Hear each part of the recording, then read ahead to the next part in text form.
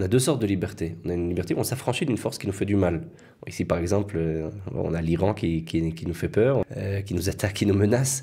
On a toutes sortes de forces autour de nous, aussi ici en Israël, qui nous veulent du mal. En fait, ces forces-là, on veut s'en affranchir d'une part, et d'autre part, on a aussi cette liberté intérieure de faire ce qu'on veut. Et en fait, à Pessah, on vient célébrer ces deux choses-là.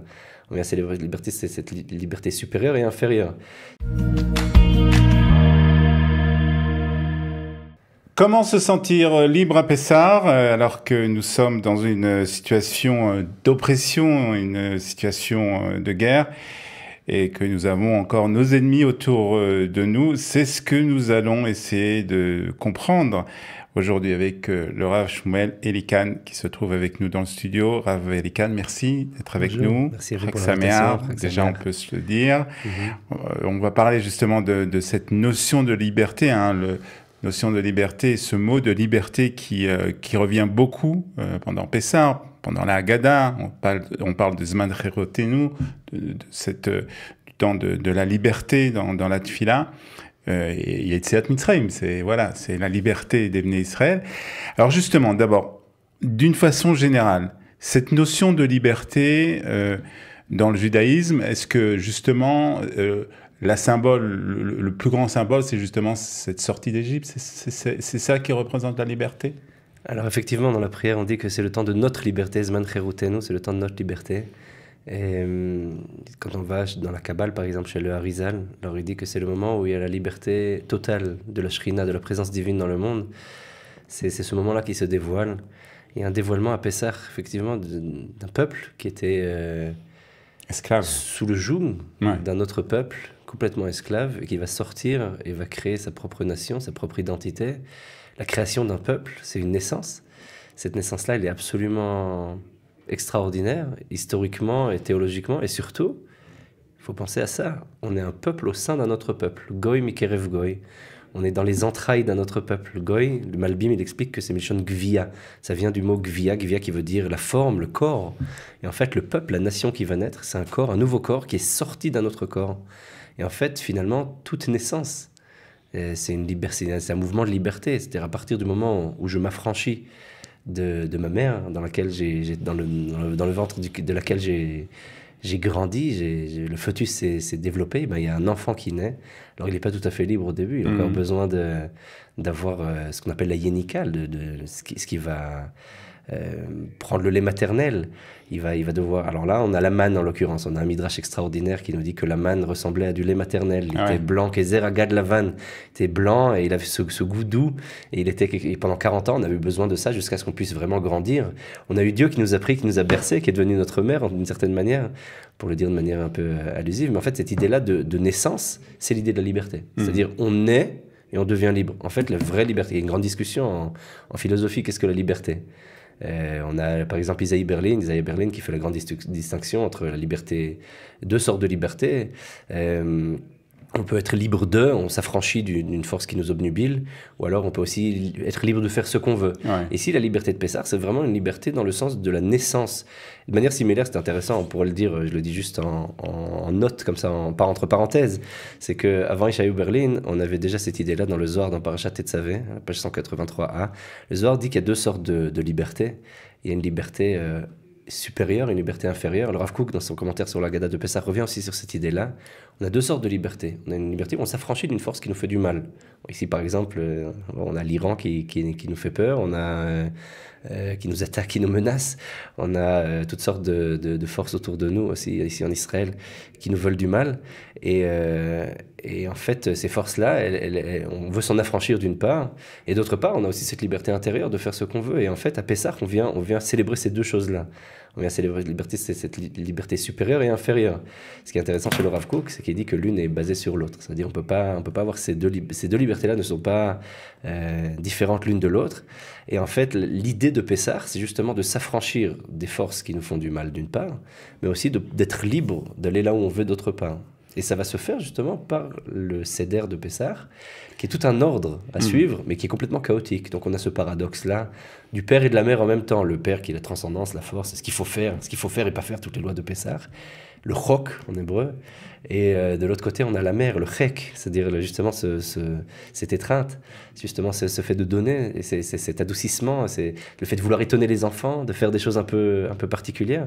On a ce paradoxe qui est inhérent, qui symbolise ces deux formes de liberté, qui est inhérent au principe même de Pessah et à ces différentes lois, à ces différents usages. Comment on arrive justement à se retrouver dans ces deux forces? Est-ce que des fois ça peut être un peu dérangeant, un peu peut-être pas très tranquillisant pour certains, parce que justement, on n'a pas vraiment de réponse nette. Qu'est-ce que c'est la liberté, alors? Le Zohar donne une extraordinaire métaphore sur le rapport qu'on a avec l'Égypte. Alors là, on a parlé du rapport maternel, paternel, enfin d'un peuple qui sort d'un peuple, une naissance. On a un autre rapport qui figure dans le Zohar, déjà dans Parashat Vaïchi, ensuite par la suite, le Zohar reprend cette image-là. En fait, notre rapport à l'Égypte, c'est l'image d'une femme battue. C'est-à-dire que nous, on s'est mariés avec l'Égypte. On est venu voir Ervat Haaretz, comme il dit Yosef. On est venu voir l'intimité de la terre. Et il y a un mariage qui s'est fait entre Joseph, ses frères, Pharaon, l'Égypte, la terre d'Égypte. Et l'Égypte nous aimait beaucoup, jusqu'à ce qu'il y ait un nouveau Pharaon qui ne connaissait pas Yosef, qui a changé son visage et qui s'est accaparé de nous, il ne voulait plus nous lâcher. Et il a commencé à nous traiter comme des esclaves. Il ne voulait pas nous laisser sortir. Il a eu peur. Il a commencé à devenir possessif. Et il a besoin de nous à tout prix. Et il nous dit à quel point on est magnifique. Il a besoin de nous, mais d'un autre côté, il ne peut pas sans nous. Et en fait, il nous fait énormément de mal. Et en fait, les 10 plaies, c'est justement cette aide divine qui vient de l'extérieur pour donner quelques coups, dit le Zohar, qui sont comparables aux 10 paroles de la création. Et ensuite, au Aseret HaDibrot, aux 10 propos, aux 10 paroles divines qu'on va voir au Mont Sinaï, qui viennent réveiller un peu ce peuple d'Égypte et lui dire « Eh oh, il y a quelque chose à faire ici, vous aussi vous devez sortir ». On parle de la sortie d'Égypte et non pas de la sortie d'Israël. On parle pas de la sortie d'Israël d'Égypte, on parle de la sortie d'Égypte. L'Égypte aussi devait se réveiller. Ça n'a pas trop marché, mais nous on a réussi à se détacher de là. C'était le principe premier à devenir un peuple. Cette idée-là, elle figure dans le Shla. Le Shla, il dit, le Rav Vishavi Horowitz, il dit cette idée-là qu'en fait l'Égypte aussi aurait dû sortir d'elle-même et arrêter d'être ça c'est cette idée du Zohar, d'un homme qui bat cette violence-là. Et en fait, finalement, quand on réfléchit selon cette image-là du Zohar, alors on se rend compte que Pessah, c'est une fête pour lutter contre le post-traumatisme. Parce qu'en fait, on vient parler, on vient raconter une expérience. On vient dire comment on est sorti de au niveau national, de ce lien, de cette interaction absolument négative et néfaste. Et c'est ça la liberté. La liberté, c'est de revenir à soi-même. Alors justement, ça nous fait parler justement de la situation dans laquelle on est, où justement on se sent oppressé, on a l'impression que nos ennemis sont toujours autour de nous, encore plus cette année, et on a plus de mal justement à se sentir justement détaché justement de ces ennemis, de cette oppression, et peut-être encore plus de mal de revenir à nous justement. C'est compliqué, effectivement. On avait au début du XXe siècle, vraiment dans les premières années, je crois que c'était en 1899, il a écrit ce livre-là, le Natziv, le Rav Naftali Tzvi Berlin, fameux fondateur de l'Yeshiva de Vologine et maître du Rav Kook, entre autres, qui a écrit un petit livre qui s'appelle She'er Israël, c'est-à-dire les restes d'Israël, les réminiscences d'Israël, quelque chose comme ça. Je ne sais pas exactement comment on pourrait traduire. Je pense que le mot She'er, il ne se traduit pas vraiment, parce que She'er, ça peut être à la fois la chair, d'une part, c'est ce qui reste, l'enfant, et ça peut aussi être les restes dans le sens un peu déridien, comme Derrida utilise les restes dans la langue. Donc, et cette idée-là de She'er Israël, ce qui reste d'Israël, enfin le reste d'Israël, et le sous-titre du livre, c'est Bidvar antisemitismus be'Israël. C'est-à-dire que pour essayer de comprendre l'antisémitisme dans le monde, il faut essayer de comprendre. Et en fait, on le dit aussi dans la Haggadah de Pessah, comme vous l'avez justement dit, Vishamda lavotenu velanu, c'est cette providence divine qui était là pour nous et pour nos ancêtres. Alors, elle est aussi là pour nous, même si on vit encore aujourd'hui cette même oppression. Et il dit le natif la chose suivante, il dit la Haggadah de Pessah est effectivement le lieu, le texte dans lequel on va essayer de pouvoir comprendre ce qu'est l'antisémitisme. Il n'y a pas d'autre texte que la Haggadah de Pessah pour comprendre l'antisémitisme. Ce que soutient là-bas le Natziv, et en fait son propos est le suivant. Où commence l'antisémitisme? Et c'est avec Pharaon? Il dit non. Ça commence avec Lavan. C'est ce qu'on dit dans la Haggadah. que Lavan, Bikesh La'akor et Takol, Lavan voulait tout annihiler, il voulait tout enlever. Et en fait, il dit le premier antisémite, c'est Lavan. Pourquoi ? Il se propose comme tout blanc, tout magnifique, il est blanc comme neige, et en fait, il est prêt à tuer ses propres petits-enfants pour ses idoles. Et lui, il est prêt à tout faire pour que ses petits-enfants s'assimilent dans la fameuse culture d'Aram, Aram, qui était une fameuse culture multiculturelle où ils acceptaient tout le monde, mais à condition qu'ils soient comme eux. C'est-à-dire tout le monde peut être comme nous, mais tout le monde est le bienvenu à condition qu'il soit comme nous. Bon, c'est intéressant comme vision du monde, mais il est prêt à tuer ses petits-enfants pour ça. Et dit le natif, c'est ça l'antisémitisme, il y a quelque chose de viscéral chez des gens qui sont prêts à tuer leur propre chair, leurs propres petits-enfants, et pour être dans l'idéologie, pour être dans la norme, pour être comme tout le monde. Ah oui, on accepte tout le monde, mais à condition que vous ne soyez pas hébreu. Mais à condition que vous abandonniez la foi de vos ancêtres. Mais à condition que la révolution qu'a fait Abraham, il faut la laisser de côté. Et Yaakov n'était pas prêt à ça, ses enfants non plus. Et c'est ce qui leur a valu d'être poursuivis et pourchassés par Lavan, qui a eu besoin d'une révélation divine, et que Dieu intervienne pour l'arrêter. Parce qu'il dit finalement, le natif, là on a ici le prototype de tout l'antisémitisme. Si Dieu n'intervient pas, l'antisémitisme continuera toujours de vouloir nous annihiler. Il y a ici quelque chose qui vient nous rappeler que nous, on doit se rapprocher de Dieu, essayer de faire la volonté divine. Et en fait, de manière naturelle, à partir de Lavan, on a cette construction-là dans l'histoire, dit le natif, où c'est comme une loi de la nature, que dès que le peuple d'Israël oublie un peu son but national, son unité nationale, le fait d'être un peuple ensemble, alors automatiquement l'antisémitisme va se réveiller. Alors bon, chez les natifs, il y a 3 degrés d'antisémitisme. Il dit l'antisémitisme, c'est d'abord la faute de l'antisémite, mais ensuite il rajoute que l'antisémitisme, c'est également un problème théologique divin qu'on ne comprend pas, mais un troisième plan, un plan moral sur lequel on peut réfléchir, et c'est ça, il dit à ce niveau-là, c'est ça qu'on doit comprendre. Nous, quand on regarde le phénomène antisémite, c'est ce qu'on doit voir, on doit voir qu'il y a des gens qui nous haïssent. La raison pour laquelle ils nous haïssent, on ne la connaît pas, parce que peut-être ça les regarde, on ne connaît pas non plus les plans divins, parce qu'on ne comprend pas, mais à un autre niveau, qu'est-ce que nous, on peut en apprendre ? On peut en apprendre qu'il faut se renforcer dans l'unité du peuple juif, dans l'unité de la Torah, dans le fait de se rappeler de la présence du divin, et de voir Dieu même dans ce monde réel qui nous semble si technologique, si bien fait. On a des missiles balistiques pour nous protéger, on essaye de rationaliser, on essaye de donner des explications. Parfois, on n'arrive plus à voir le divin qui est derrière. Essayer de se rappeler, finalement, qu'il y a aussi quelque chose qui est au-delà de ça. Donc, en fait, le travail qu'on a à faire, parce qu'on a parlé au niveau, on va dire, national, du travail qu'on a pour se sentir libre, au niveau personnel, en fait, le travail qu'on a à faire, c'est justement de se retrouver soi-même. Oui, c'est important de se retrouver soi-même. C'est-à-dire, je peux... De trouver notre identité, en tout cas. Je peux me lier à autrui et être vraiment avec autrui. Je pense, par exemple, à un lien familial. Justement, le Pessar, c'est le moment où on va raconter à nos enfants. Si on n'a pas d'enfant, on va se raconter à son épouse, à son époux. Et si on n'a pas, on se raconte à soi-même, dit Maïmonide. Donc, en fait, l'idée de Pessar, c'est vraiment de raconter une histoire, de raconter un témoignage. Et ce témoignage-là, il faut pouvoir être soi pour pouvoir témoigner. Je ne peux pas témoigner si je ne suis pas moi-même. Je ne peux pas rencontrer ma femme réellement ou mes enfants réellement si je ne suis pas, en hébreu, on dit mechoubar, c'est-à-dire relié, en adéquation avec moi.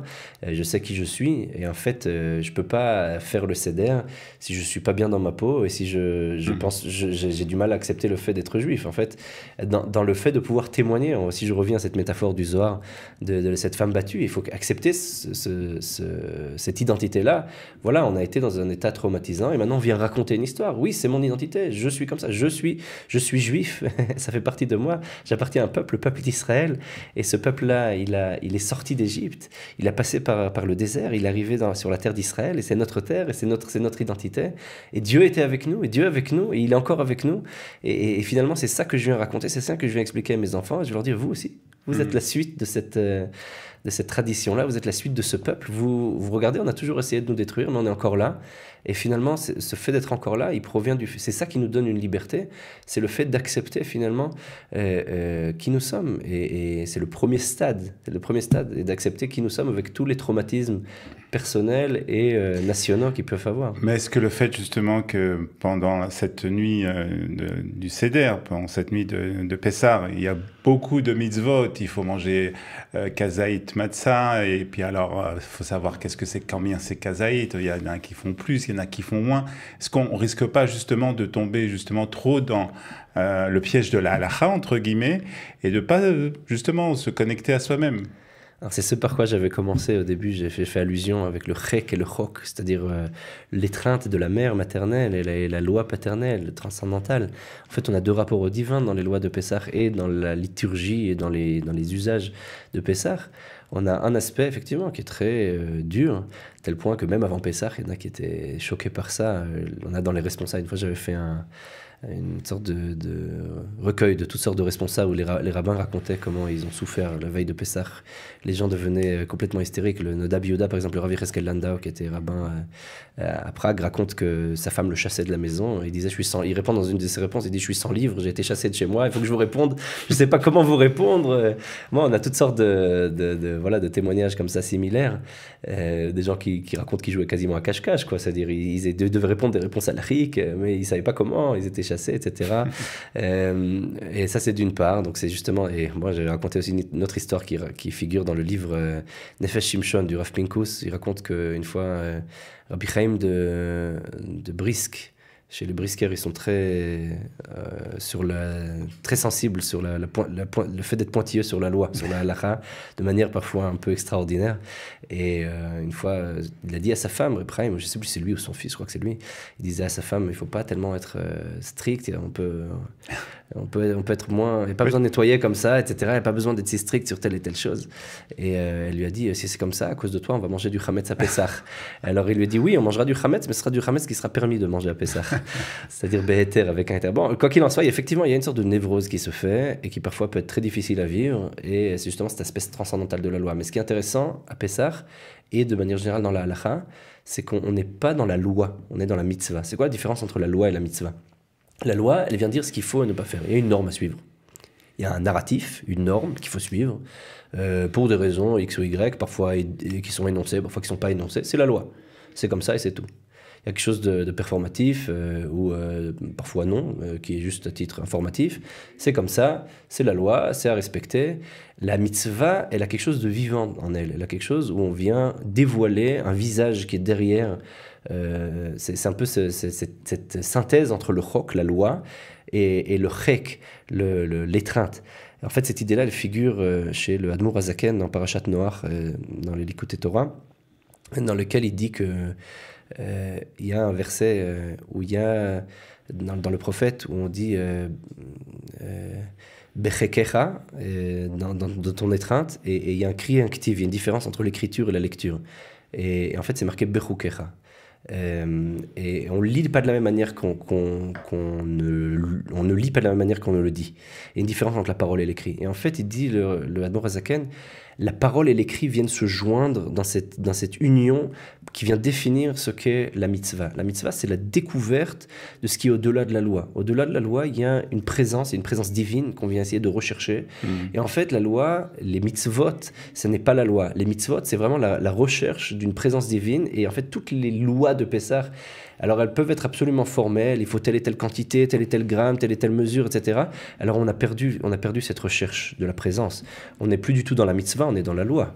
Dès qu'on a perdu cette présence-là, alors on a perdu cette recherche et le but de la mitzvah. La mitzvah, c'est justement cette unité entre le chok, la loi, et le chek, l'étreinte. Ouais. C'est la présence divine. Il y a quelque chose, il y a une union entre le paternel et le maternel. Pessah, c'est vraiment, il dit le terme qui est utilisé par le Admor Hazaken là-bas, c'est les dabka, il faut se coller au corps, et vraiment être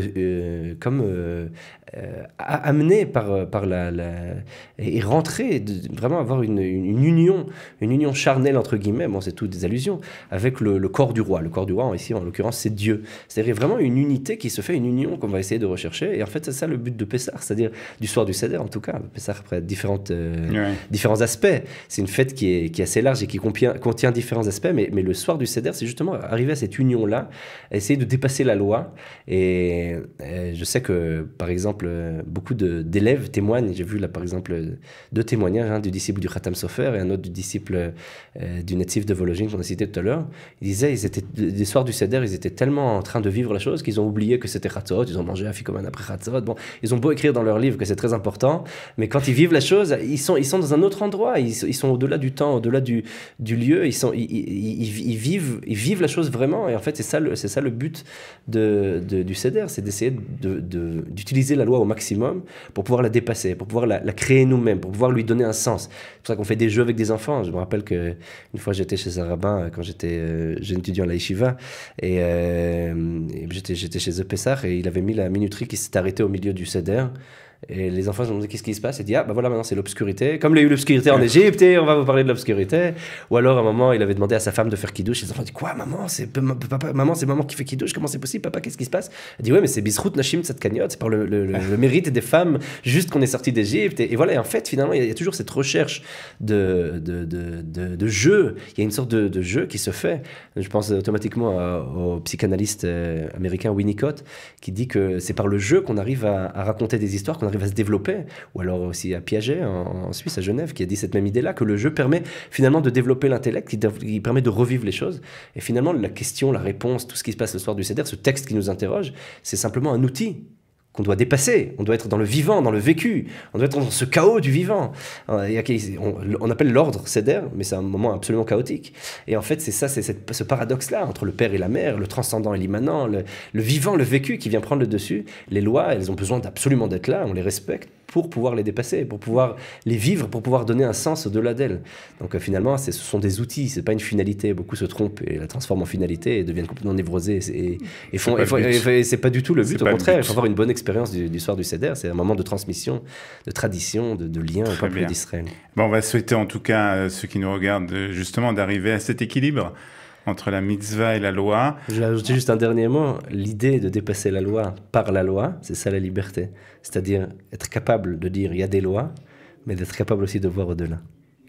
Très bien, ça sera notre conclusion, très belle conclusion pour cette soir de Seder que voilà, on espère que tout le monde sera bien entendu en famille et puis on pensera bien entendu aussi à ceux qui ne pourront pas fêter cette soirée avec leur famille, plus particulièrement les Khatoufim, les otages qui sont encore dans la bande de Gaza. En espérant que d'ici là, ils seront délivrés et qu'on connaîtra tous une grande délivrance. Merci beaucoup, Chag Sameach. Chag Sameach, Besorot Tovot.